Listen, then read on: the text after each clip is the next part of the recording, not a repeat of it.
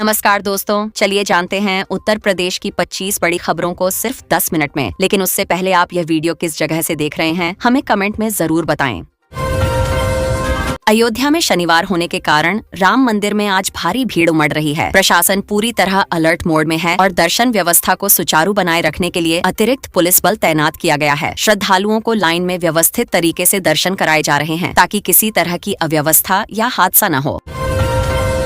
Smart city project के तहत बरेली और अलीगढ़ में बनाए गए अत्याधुनिक कंट्रोल रूम का आज ट्रायल रन किया जा रहा है। अधिकारी पूरे सिस्टम की बारीकी से जांच कर रहे हैं ताकि शहर की निगरानी और सुरक्षा व्यवस्था को और बेहतर बनाया जा सके। इससे भविष्य में ट्रैफिक और अपराध नियंत्रण आसान होगा। प्रयागराज में 2027 महाकुंभ की तैयारियों को लेकर आज लखनऊ में एक बड़ी समीक्षा बैठक आयोजित की गई है। इस बैठक में बजट, सुरक्षा, यातायात और बुनियादी सुविधाओं पर विस्तार से चर्चा हो रही है ताकि समय रहते सभी तैयारियां पूरी की जा सकें और श्रद्धालुओं को किसी प्रकार की परेशानी न हो।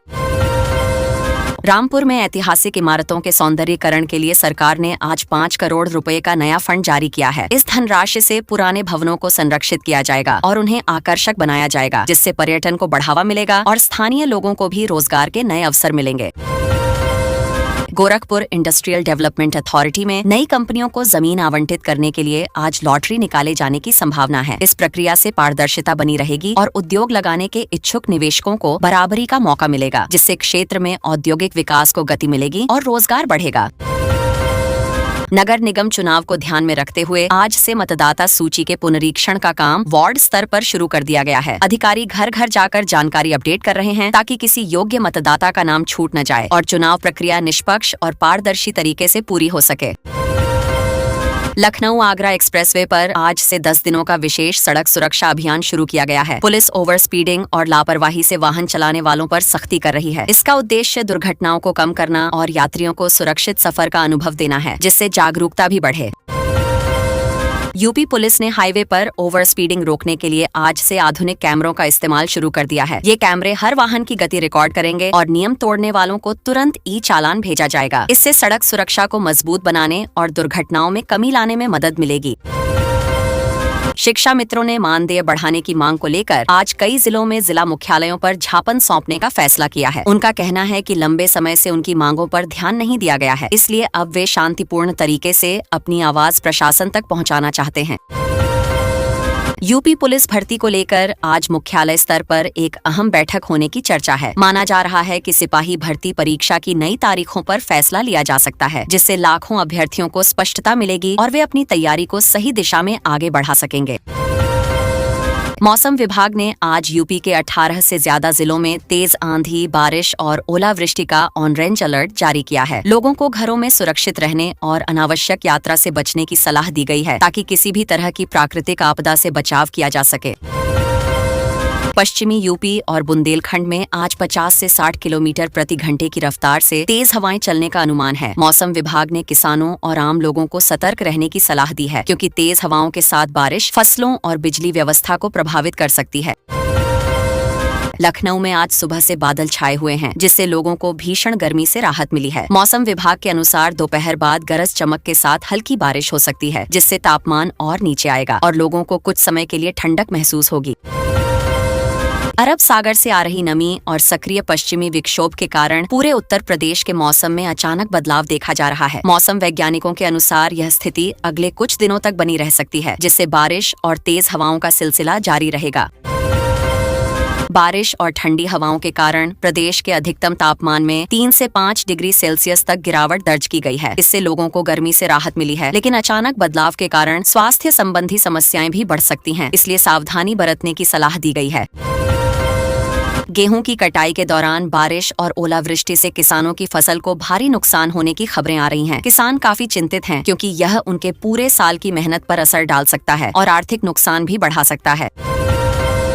लखीमपुर में गन्ने की कमी के कारण गोविंद शुगर मिल को आज फिर से बंद किया जा रहा है। इससे किसानों को अपनी फसल बेचने में परेशानी हो सकती है और स्थानीय अर्थव्यवस्था पर भी असर पड़ सकता है, जिससे लोगों में चिंता का माहौल बना हुआ है।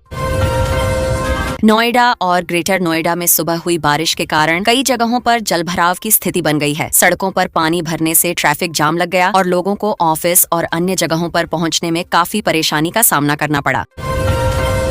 झांसी, ललितपुर और जालौन में बिजली गिरने की चेतावनी जारी की गई है। प्रशासन ने लोगों से खुले स्थानों पर न जाने और पेड़ों के नीचे खड़े न होने की सलाह दी है ताकि किसी भी दुर्घटना से बचा जा सके और जनहानि को रोका जा सके।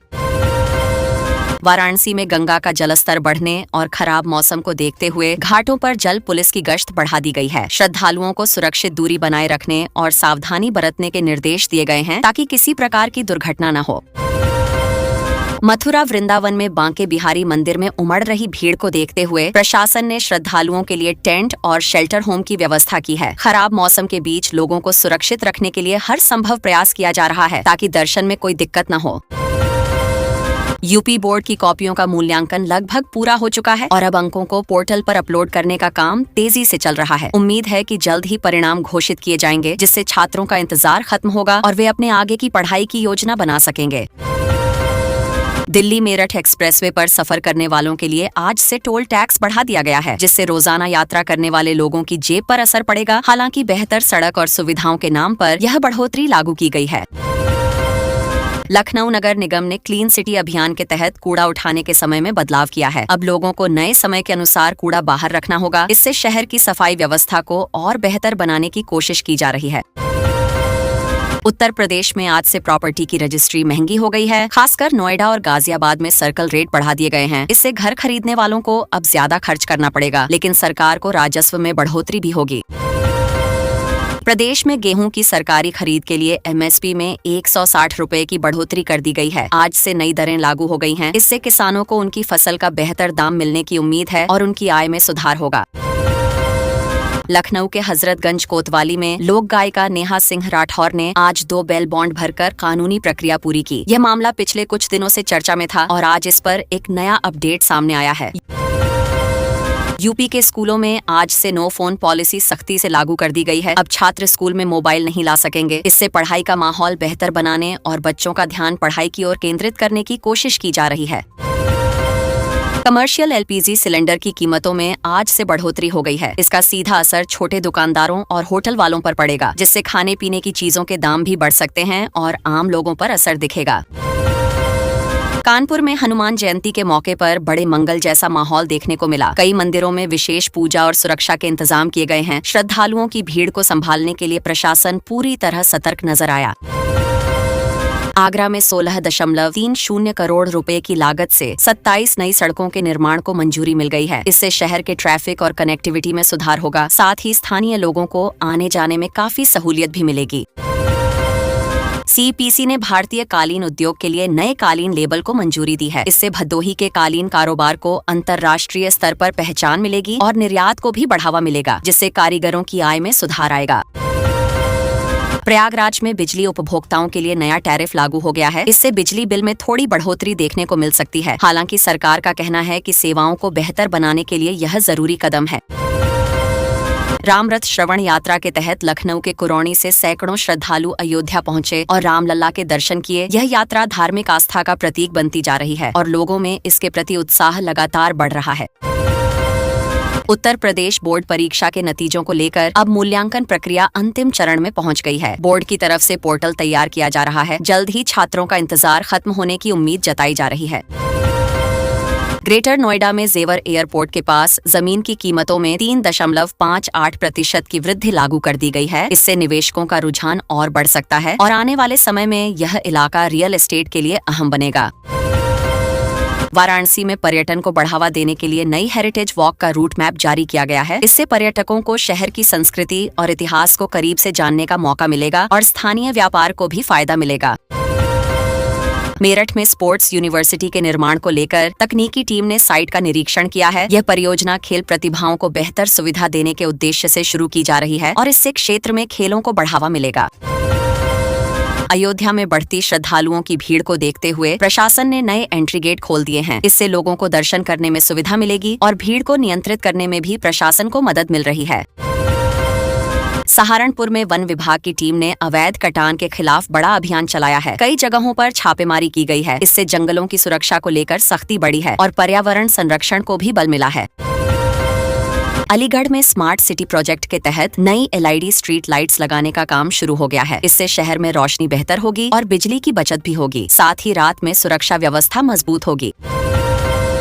बरेली में बढ़ती गर्मी को देखते हुए पशु पक्षियों के लिए सार्वजनिक स्थानों पर जल पात्र रखे जा रहे हैं। ये पहल लोगों को जागरूक करने और जीवों के प्रति संवेदनशीलता बढ़ाने की दिशा में अहम कदम माना जा रहा है। यूपी पुलिस ने साइबर अपराध को रोकने के लिए नया हेल्पलाइन नंबर जारी किया है और जागरूकता अभियान भी शुरू किया है। इससे लोग ऑनलाइन धोखाधड़ी से बच सकेंगे और समय पर शिकायत दर्ज करवा पाएंगे। झांसी में बुंदेलखंड एक्सप्रेसवे के किनारे नए औद्योगिक पार्क के लिए जमीन का सीमांकन शुरू हो गया है। इससे क्षेत्र में उद्योगों को बढ़ावा मिलेगा और रोजगार के नए अवसर पैदा होंगे, जिससे स्थानीय विकास को गति मिलेगी।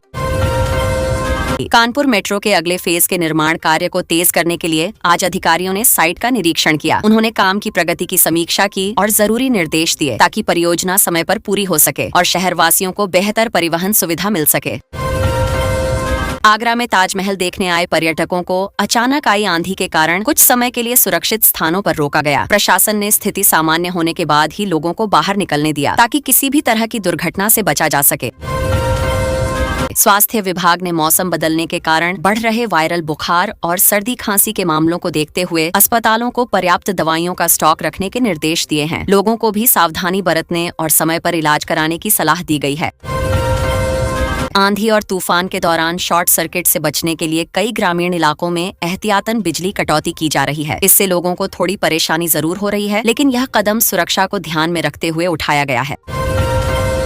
मेरठ में बारिश के बाद निचले इलाकों में जलभराव की समस्या सामने आई है। नगर निगम ने सुबह से ही सफाई अभियान शुरू कर दिया है और पानी निकालने का काम तेजी से किया जा रहा है ताकि लोगों को राहत मिल सके और सामान्य स्थिति बहाल हो सके। गाजीपुर में अवैध बालू खनन के खिलाफ पुलिस ने बड़ी कार्रवाई करते हुए 5 ट्रक और 2 जेसीबी मशीनें जब्त की हैं। इस कार्रवाई से अवैध गतिविधियों में शामिल लोगों में हड़कंप मच गया है और प्रशासन ने सख्त कार्रवाई जारी रखने की बात कही है। पशुपालन विभाग ने गौशालाओं में आवारा पशुओं के लिए चारा और पानी की व्यवस्था की रिपोर्ट आज शाम तक मांगी है। अधिकारियों को निर्देश दिया गया है कि किसी भी प्रकार की लापरवाही न बरती जाए ताकि पशुओं को पर्याप्त सुविधा मिल सके। मुरादाबाद के पीतल उद्योग से जुड़े निर्यातकों की आज एक महत्वपूर्ण बैठक होने वाली है। इसमें गैस की कीमतों में हो रहे उतार चढ़ाव पर चर्चा की जाएगी और समाधान निकालने की कोशिश की जाएगी ताकि उद्योग को नुकसान से बचाया जा सके। अंडे की ताजगी को लेकर अब सरकार ने नया नियम लागू किया है। आज से हर अंडे पर एक्सपायरी डेट लिखना जरूरी कर दिया गया है ताकि लोग खराब अंडे खाने से बच सकें और दुकानदार भी जिम्मेदारी निभाएं। इससे ग्राहकों का भरोसा बढ़ेगा और खाद्य सुरक्षा मजबूत होगी। यमुना एक्सप्रेसवे औद्योगिक विकास प्राधिकरण की नई आवासीय प्लॉट योजना 6 अप्रैल को लॉन्च होने जा रही है। इसमें हजारों लोगों को सस्ते दाम पर प्लॉट मिलने की उम्मीद है। खासकर नोएडा और ग्रेटर नोएडा के आसपास घर बनाने वालों के लिए यह योजना काफी फायदेमंद साबित हो सकती है। मुरादाबाद के पीतल कारीगरों के लिए सरकार ने नई सब्सिडी योजना शुरू की है। आज से आवेदन भी शुरू हो गए हैं। इससे छोटे कारीगरों को आर्थिक मदद मिलेगी और उनका काम दोबारा गति पकड़ सकेगा। साथ ही पारंपरिक उद्योग को भी बढ़ावा मिलेगा और रोजगार के अवसर बढ़ेंगे। यूपी के सरकारी अस्पतालों में अब मरीजों के लिए ऑनलाइन पंजीकरण की नई सुविधा शुरू हो गई है। इससे लंबी लाइनों से राहत मिलेगी और लोग घर बैठे ही अपना नंबर ले सकेंगे। खासकर बुजुर्ग और दूर दराज के मरीजों को इससे काफी आसानी होगी और इलाज प्रक्रिया भी तेज हो सकेगी।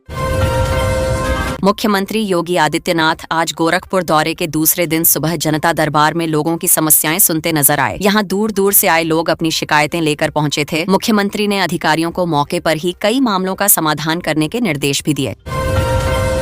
उत्तर प्रदेश के करीब 40 जिलों में मौसम विभाग ने आंधी, तेज हवा और बारिश का येलो अलर्ट जारी किया है। लोगों को सावधानी बरतने की सलाह दी गई है। खासकर किसानों को अपनी फसल सुरक्षित रखने के लिए पहले से तैयारी करने को कहा गया है।